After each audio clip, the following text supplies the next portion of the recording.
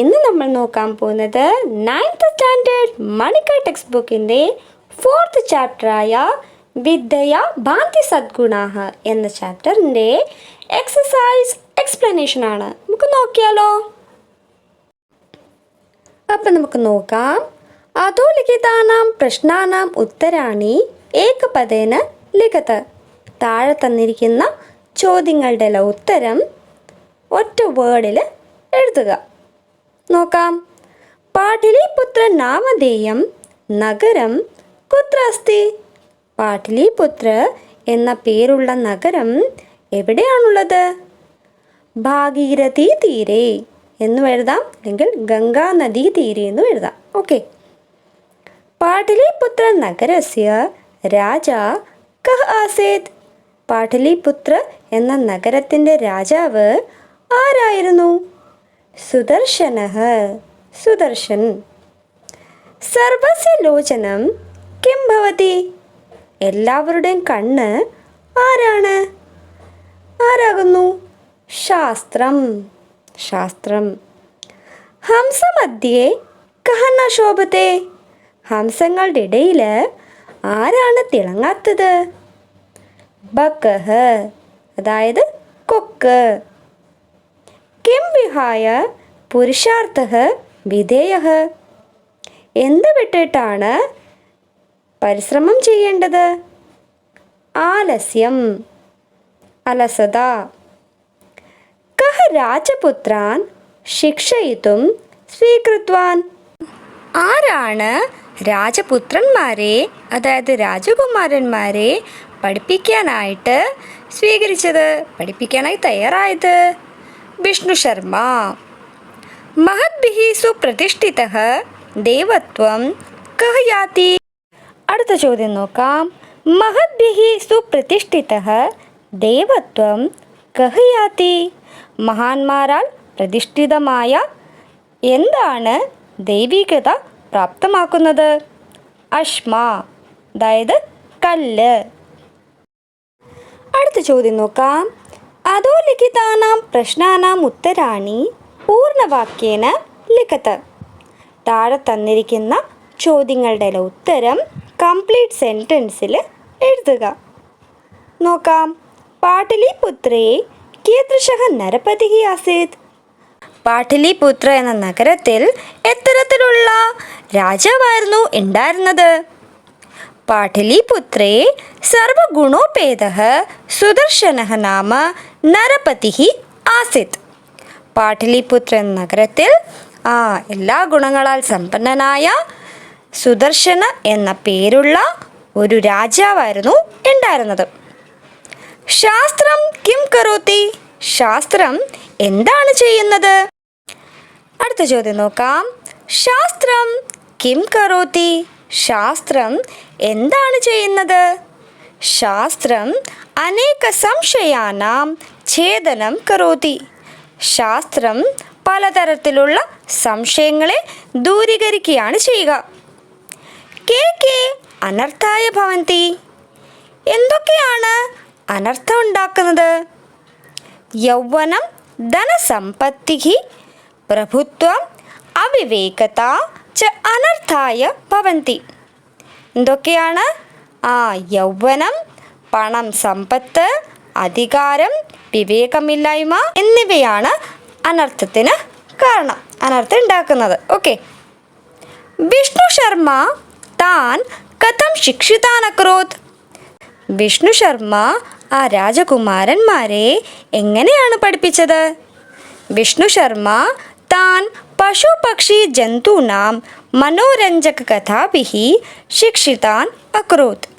വിഷ്ണു ശർമ്മ ആ രാജകുമാരന്മാരെ പശു, പക്ഷി, ജന്തു എന്നിവയുടെ മനോരഞ്ജക കഥകളിലൂടെയാണ് പഠിപ്പിച്ചത്. കസ്യ ജന്മ സഫലം വിദ്യത്തെ. ആരുടെ ജന്മമാണ് സഫലമാവുക?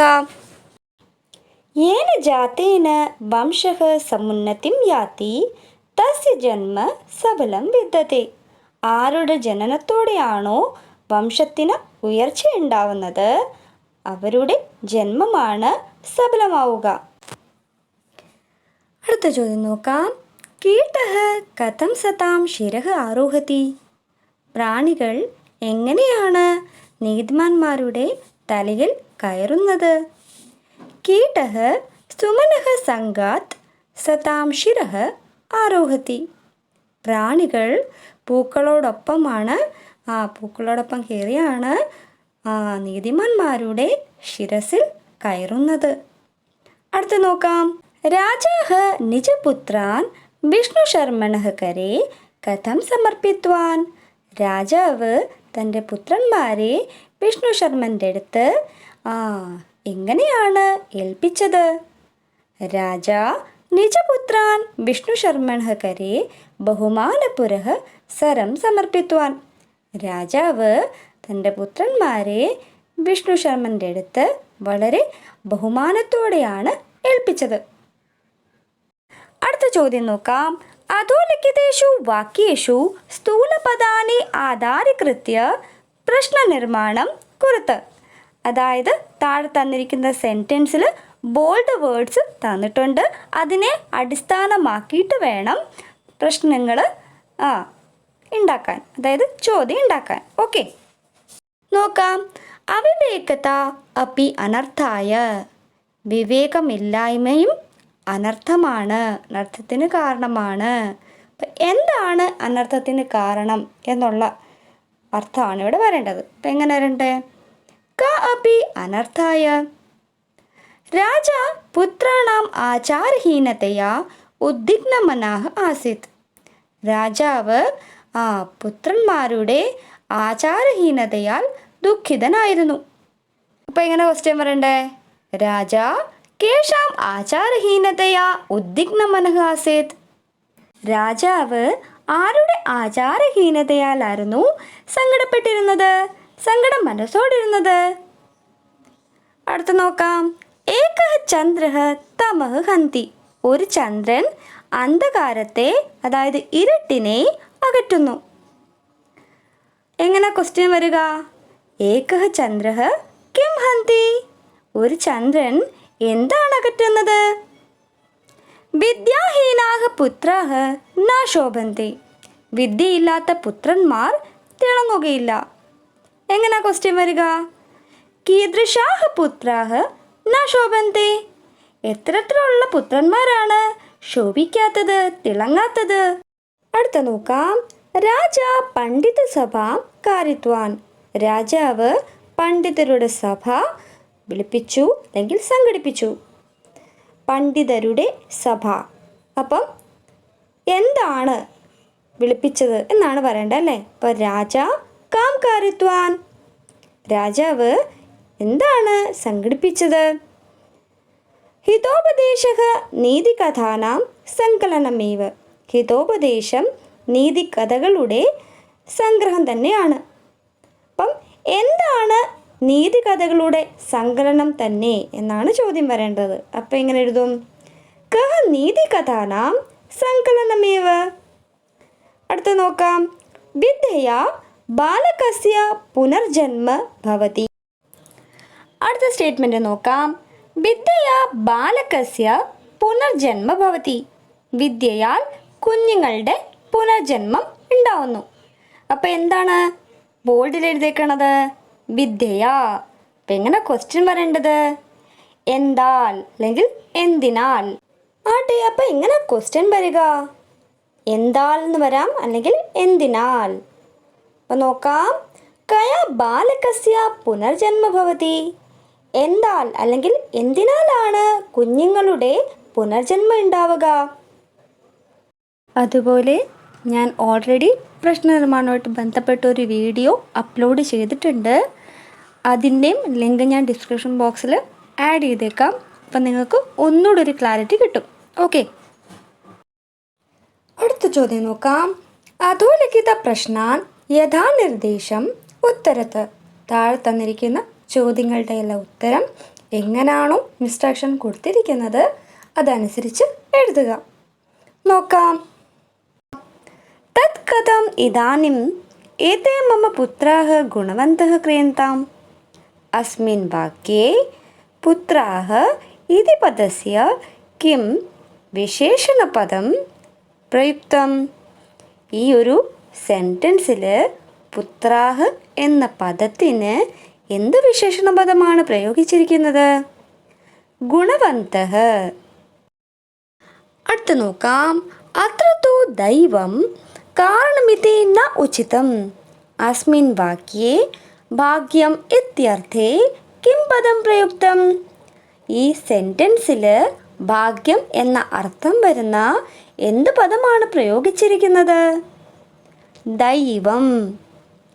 തത്ര സർവസ്വാമി ഗുണോപേതഃ സുദർശനഃ നാമ നരപതിഃ ആസീത്. അസ്മിൻ വാക്യേ കിം ക്രിയാപദമസ്തി?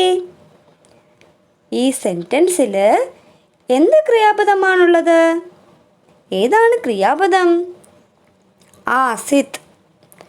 അത്രാന്തരേ വിഷ്ണുശർമാ മഹാപണ്ഡിതഃ സകലനീതിശാസ്ത്രതത്ത്വജ്ഞഃ ബൃഹസ്പതിഃ ഇവ അവദത്. അത്ര അവദത് ക്രിയാപദസ്യ കിം കർത്തൃപദം പ്രയുക്തം? ഇവിടെ അവദത് എന്ന ക്രിയാപദത്തിന് എന്ത് കർത്തൃപദമാണ് പ്രയോഗിച്ചിരിക്കുന്നത്? വിഷ്ണു ശർമ്മ. അടുത്ത് നോക്കാം. ഏകശ്ചന്ദ്രസ്തമോ ഹന്തി. അസ്മിൻ വാക്യേ ഏകഃ ഇതി പദസ്യ കിം വിശേഷണപദം പ്രയുക്തം? ഈ സെൻറ്റൻസിൽ ഏകഃ എന്ന പദത്തിന് എന്ത് വിശേഷണ പദമാണ് പ്രയോഗിച്ചിരിക്കുന്നത്? ചന്ദ്രഃ. അടുത്ത് നോക്കാം. അധോലിഖിത ശബ്ദാനാം പര്യായദ്വയം പ്രദത്ത ശബ്ദേഭ്യഃ ചിത്വാ ലിഖത്. താഴെ തന്നിരിക്കുന്ന വേർഡ്സിന് പര്യായപദമായ 2 എണ്ണം തന്നിരിക്കുന്ന വേർഡ്സിൽ നിന്ന് കണ്ടെത്തി എഴുതണം. ഭാഗീരഥി ഏതാ വരിക? ഗംഗ, ജാനവി. നരപതിഃ ഭൂപതിഃ നൃപഃ. ലോചനം നയനം അക്ഷി. ചന്ദ്രഃ ഹിമകരഃ നിശാപതിഃ. സുമനം പ്രസൂനം പുഷ്പം. അടുത്ത നോക്കാം. അധോലിഖിത പദാനാം സമക്ഷം തദ് വിപരീതാർത്ഥകം പദം ലിഖത്.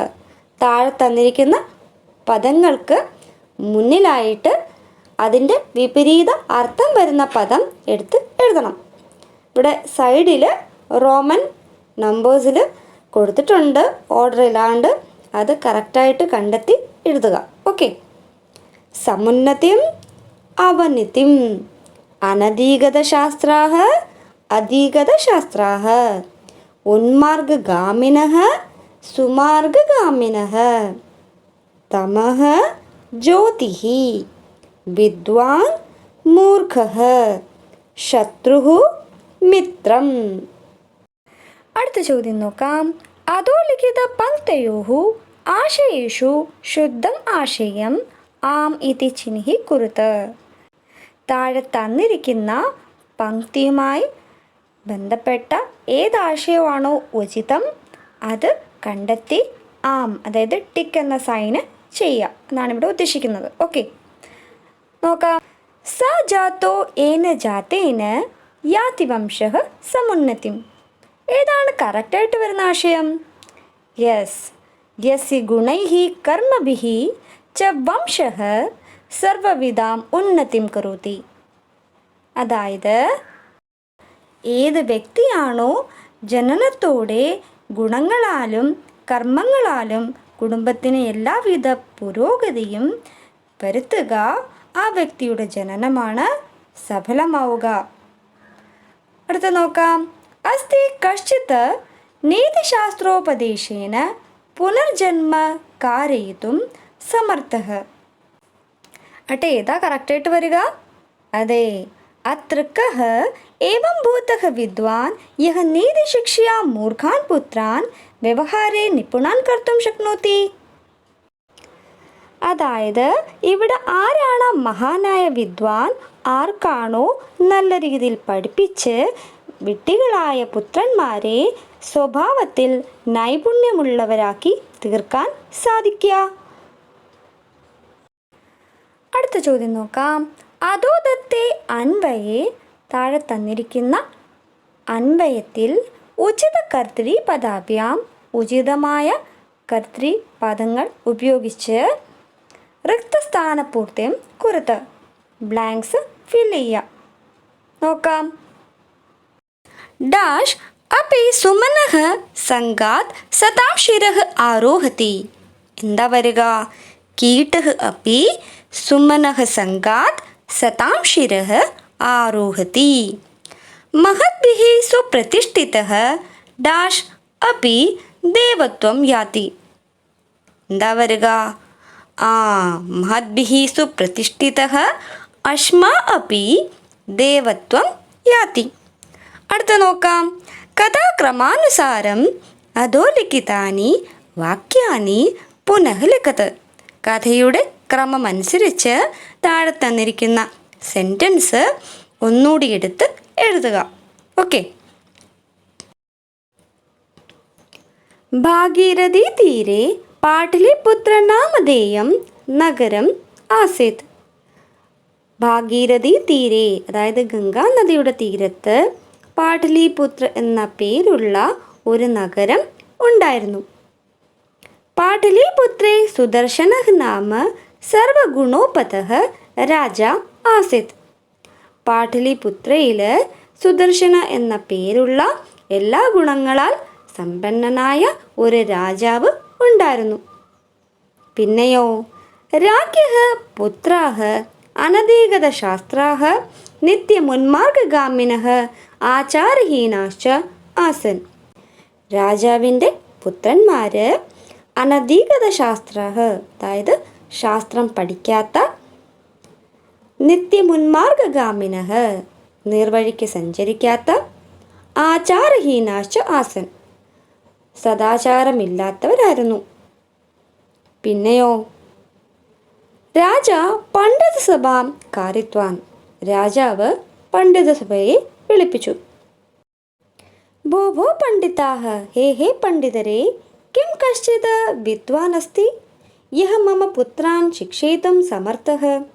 ഏതേലും വിദ്വാൻമാരുണ്ടോ എൻ്റെ പുത്രന്മാരെ പഠിപ്പിക്കാൻ സമർത്ഥനായവർ? വിഷ്ണു ശർമ്മ മഹാപണ്ഡിതഃ സകലനീതിശാസ്ത്രതത്വജ്ഞഃ ബൃഹസ്പതിഃ ഇവ ആസീത്. വിഷ്ണു ശർമ്മ എന്ന മഹാപണ്ഡിതൻ എല്ലാ നീതിശാസ്ത്രത്തിൻ്റെ തത്വം അറിയുന്ന ബൃഹസ്പതിയെപ്പോലെ ആയിരുന്നു. രാജ നിജപുത്രാൻ വിഷ്ണു ശർമ്മണഃ കരേ സമർപ്പിത്വാൻ. രാജാവ് തൻ്റെ പുത്രന്മാരെ വിഷ്ണു ശർമ്മൻ്റെ അടുത്ത് ഏൽപ്പിച്ചു. അപ്പോൾ എല്ലാവർക്കും ഈ ചാപ്റ്ററിൻ്റെ എക്സസൈസ് എക്സ്പ്ലനേഷൻ ക്ലിയർ ആയെന്ന് കരുതുന്നു. ഇതുവരെയും ഈ ചാപ്റ്ററിൻ്റെ എക്സ്പ്ലനേഷൻ വീഡിയോ കാണാത്തവരുണ്ടെങ്കിൽ പോയി കാണുക. അതിൻ്റെ ലിങ്കും ഞാൻ ഡിസ്ക്രിപ്ഷൻ ബോക്സിൽ ഇട്ടേക്കാം. ഓക്കെ. അപ്പോൾ എല്ലാവർക്കും ഈ വീഡിയോ ഇഷ്ടമായ ഉറപ്പായും ലൈക്ക് ചെയ്യുക, കമൻറ്റ് ചെയ്യുക, ഷെയർ ചെയ്യുക, സബ്സ്ക്രൈബ് ചെയ്യുക. സബ്സ്ക്രൈബ് ചെയ്യുമ്പോൾ സൈഡിലൊരു ബെല്ലൈക്കൺ ഉണ്ടാവും, അതും കൂടെ ഒന്ന് ഇനേബിൾ ചെയ്യുക, ഓൾ എന്ന ഓപ്ഷൻ കൊടുക്കുക. എന്നാൽ മാത്രമേ ഞാൻ ഇനി വീഡിയോസ് ഇടുമ്പോൾ നിങ്ങൾക്ക് നോട്ടിഫിക്കേഷൻ കിട്ടുകയുള്ളൂ. Thank you.